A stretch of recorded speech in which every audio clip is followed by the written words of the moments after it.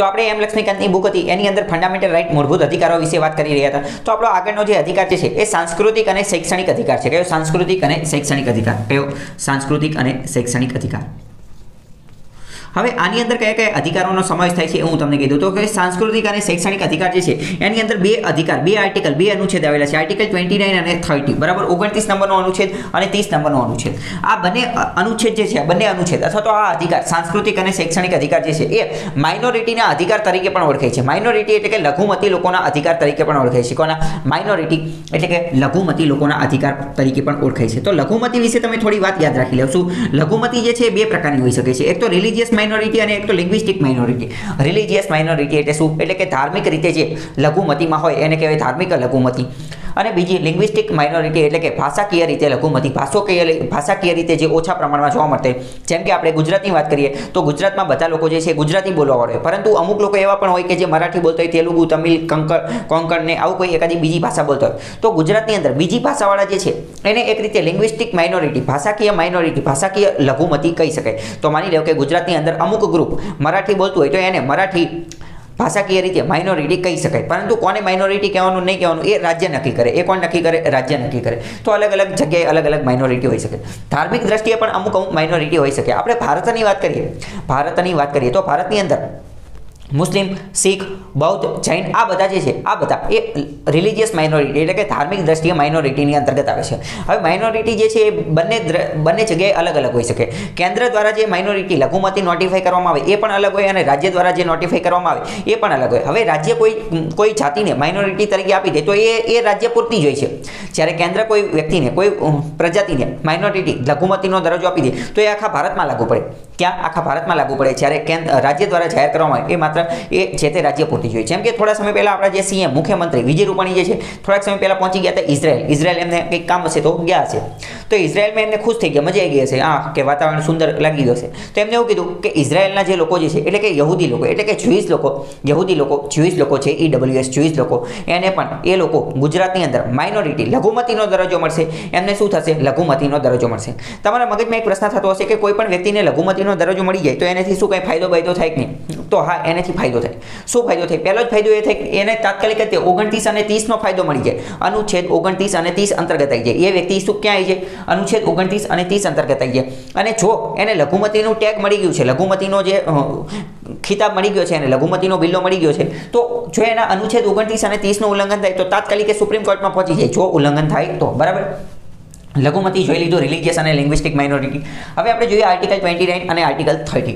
અનુચ્છેદ 29 શું કહે છે? તો અનુચ્છેદ 29 એવું કહે છે લઘુમતી લોકો જે છે એ પોતાની ભાષા એટલે કે લેંગ્વેજ, સંસ્કૃતિ એટલે કે કલ્ચર, કસ્ટમ એટલે કે પરંપરા, આ બધાનું પ્રિઝર્વેશન એટલે કે સંરક્ષણ કરી શકશે. આ બધી વસ્તુનું એ લોકો સંરક્ષણ કરી શકશે. ભાષા, સંસ્કૃતિ, પરંપરા આ બધી વસ્તુનું સંરક્ષણ કરી શકશે. પરંતુ સુપ્રીમ કોર્ટે એવું કીધેલું છે કે આ અધિકાર આર્ટિકલ 29 અનુચ્છેદ 29 એ માત્ર અને માત્ર માઇનોરિટી લઘુમતી લોકો માટે જ નહીં પરંતુ બધા લોકો માટે છે. બધા લોકો પોતાની ભાષા, સંસ્કૃતિ, પરંપરા, લેંગ્વેજ, કલ્ચર, કસ્ટમ આ બધી વસ્તુનું પાલન કરી શકશે અને એનું પ્રિઝર્વેશન એટલે કે એનું સંરક્ષણ કરી શકશે. અને એનું સંરક્ષણ કરવું એ ખૂબ જરૂરી છે. કેમ? કારણ કે આપણા વારસો, આપણો જે હેરિટેજ, આપણો વારસો જે છે એ પણ સંચિત રહી શકે એની માટે પણ આ મહત્વનું છે. તો અનુચ્છેદ 29 શું કહે છે?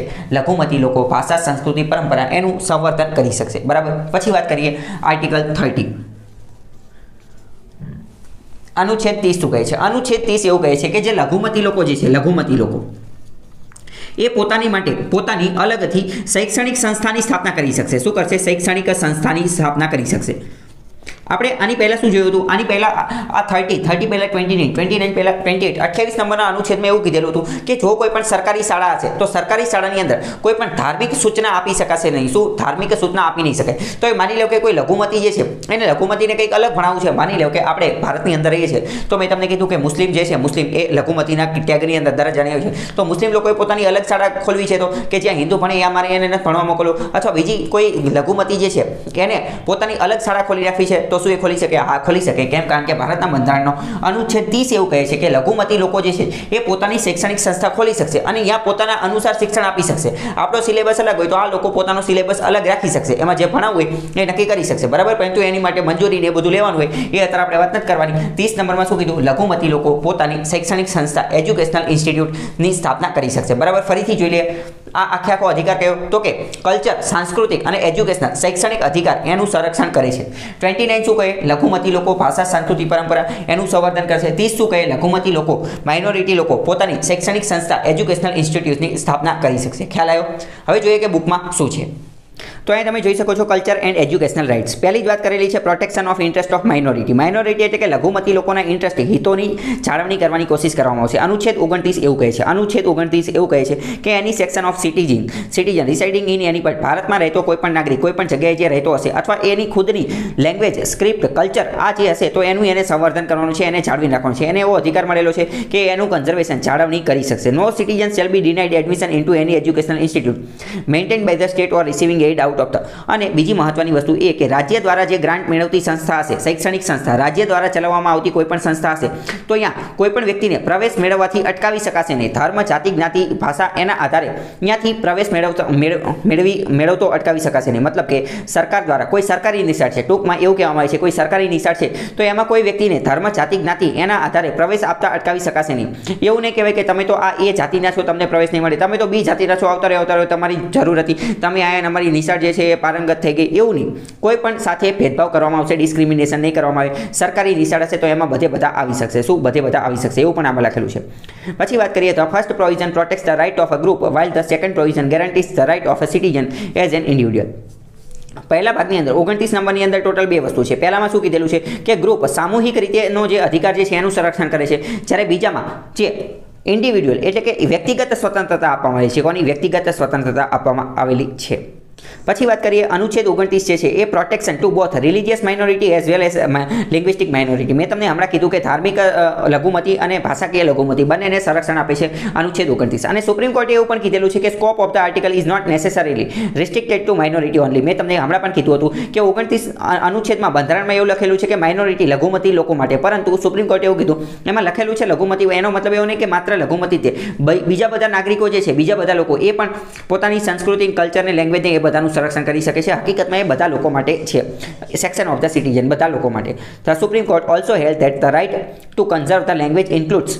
હવે ભાષાને જે સંવર્ધન કરવાનું જે અધિકાર જે છે એની અંદર બીજો અધિકાર પણ આવે છે. કયો? તો કે agitate for the protection of the language hence the political speeches and promises made for the conservation of the language of a section of the citizen does not amount to corrupt practice under the representation of the people's act. એટલે કે ભાષાની જાળવણી કરવી એ ખૂબ જ જરૂરી છે. બરાબર? તો અનુચ્છેદ 29 ની અંદર આટલી વસ્તુ હતી જે મહત્વની છે. હવે આપણે જોઈએ આર્ટિકલ 30 અનુચ્છેદ 30. એમાં શું કીધું છે? Right to of minority to establish and administer educational institution. શૈક્ષણિક સંસ્થાઓ સ્થાપવાનો અધિકાર આપેલો છે. કોને? માઇનોરિટીને. પરંતુ જો આ જે શૈક્ષણિક સંસ્થાઓનો અધિકાર એ માત્ર માઇનોરિટી લઘુમતી લોકોનો છે, કોઈ મેજોરિટી હશે, મેજોરિટી સંસ્થા, તો એ કોઈ ક્યારેય પોતાની જે છે શૈક્ષણિક સંસ્થા એ નહીં સ્થાપી શકે. માત્ર માઇનોરિટી લોકો જ સ્થાપી શકશે. અનુચ્છેદ 30 અનુસાર સ્થાપી શકશે. અને એ આ જે માઇનોરિટી એ રિલિજિયસ પણ હોઈ શકે અને લિંગ્વિસ્ટિક પણ હોઈ શકે, પોતાને સારી લાગે એવી હોઈ શકે. All minority shall have the right એટલે કે એ પોતાની રીતે શૈક્ષણિક સંસ્થા સ્થાપી શકશે અને એનું એડમિનિસ્ટ્રેશન, એનો વહીવટ પણ પોતાની જાતે જ કરશે. The compensation amount fixed by the state for the complimentary acquisition of any property of a minority educational institute shall not restrict or abrogate the right guaranteed to them. એટલે કે રાજ્ય પણ એની મદદ કરવાની કોશિશ કરશે. 44માં બંધારણીય સુધારાથી એ વસ્તુ પણ એડ કરવામાં આવેલી હતી. ઇન ગ્રાન્ટિંગ એડ રાજ્ય આવી કોઈ ચાલતી હશે, આવી કોઈ માઇનોરિટીની એજ્યુકેશનલ ઇન્સ્ટિટ્યૂટ તો એને મદદ પણ કરશે, એને એડ એટલે કે સહાયતા પણ આપશે. પણ જ્યારે રાજ્ય આ પ્રકારની સહાયતા આપશે તો કોઈ પણ પ્રકારનો ડિસ્ક્રિમિનેશન, ભેદભાવ કરશે નહીં. એક લીટીમાં અત્યારે એટલું યાદ રાખો કે 30 નંબર અનુસાર માઇનોરિટી લઘુમતી લોકો પોતાની શૈક્ષણિક સંસ્થા એની સ્થાપના કરી શકાશે. પછી article 30 is confined only to minority. બરાબર? એટલે કે અનુચ્છેદ 30 અનુસાર શૈક્ષણિક સંસ્થાની સ્થાપના માત્ર માઇનોરિટી લઘુમતી જ કરી શકે, બીજા કોઈ કરી ન શકે, બીજા કોઈ કરી શકે નહીં, બીજા કોઈ ન કરી શકે. However the term minority has not been, પરંતુ મહત્વની વસ્તુ કે બંધારણની અંદર ક્યાંય માઇનોરિટીની વ્યાખ્યા નથી આપવામાં આવી. 30 નંબરમાં શું કીધું કે માઇનોરિટી લોકો, લઘુમતી લોકો પોતાની સ્કૂલ, શૈક્ષણિક સંસ્થાની સ્થાપના કરી શકશે, પરંતુ માઇનોરિટીની વ્યાખ્યા ક્યાંય નથી આપેલી. માઇનોરિટી કોને ગણવાનું, લઘુમતી કોને ગણવાનું એ ક્યાંય કીધું નથી. એ સમયાંતરે પાર્લામેન્ટ અથવા રાજ્ય સરકાર પોતાની રીતે નક્કી કરતા હોય છે. બરાબર? ધ રાઇટ અંડર આર્ટિકલ 30 અનુચ્છેદ 30 અંતર્ગત બીજી કઈ વસ્તુ આવે છે તો કે impart education to its children in its own language. એમાં એવું પણ કીધેલું છે કે માઇનોરિટી લોકો માટેની અલગથી જે શૈક્ષણિક સંસ્થાઓ બનાવવામાં આવેલી હશે તો એમાં એ પોતાની ખુદની ભાષાની અંદર પણ શિક્ષણ આપી શકશે. પોતાની ખુદની ભાષામાં માની લો કે કોઈ લિંગ્વિસ્ટિક માઇનોરિટી છે, આપણે ગુજરાતમાં રહીએ છીએ તો ગુજરાતની મોટા ભાગની શાળામાં ગુજરાતીમાં શિક્ષણ આપવામાં આવતું હોય. હવે માની લો કે કોઈ લિંગ્વિસ્ટિક માઇનોરિટી મરાઠી છે, મરાઠી ધર્મના લોકો, મરાઠી બોલવાવાળા લોકો ગુજરાતમાં રહે છે અને એમને પોતાની સ્કૂલ બનાવી દીધી તો એની અંદર તો એ મરાઠીમાં જ શિક્ષણ આપશે ને, કારણ કે ગુજરાતીને આવડતું નહીં હોય એવી રીતે. બરાબર. માઇનોરિટી એજ્યુકેશનલ ઇન્સ્ટિટ્યૂટ, આ જે લઘુમતીના જે શૈક્ષણિક સંસ્થાઓ એ 3 પ્રકારના હોય છે. કયા કયા 3 પ્રકાર? પહેલું, institution that seek recognization as well as aid from, એટલે કે જેને રાજ્ય તરફથી માન્યતા મળેલી હોય અને જે રાજ્ય પાસેથી સહાયતા એડ જે છે એ પણ મેળવતા હોય. પહેલા એવા પ્રકારના હોય. બીજા કયા પ્રકારના હોય? ઇન્સ્ટિટ્યુશન ધેટ સીક, બીજા એવા પ્રકારના હોય કે જેને માત્ર રાજ્ય તરફથી રાજ્ય તરફથી જે આ રિકોગ્નાઇઝેશન એટલે કે રાજ્ય તરફથી માન્યતા મળેલી હોય, રાજ્ય તરફથી માન્યતા સ્વીકૃતિ મળેલી હોય, પરંતુ રાજ્ય પાસેથી એ કોઈ સહાય, એડ, ગ્રાન્ટ કે પૈસા કે એવું કંઈ લેતા ન હોય.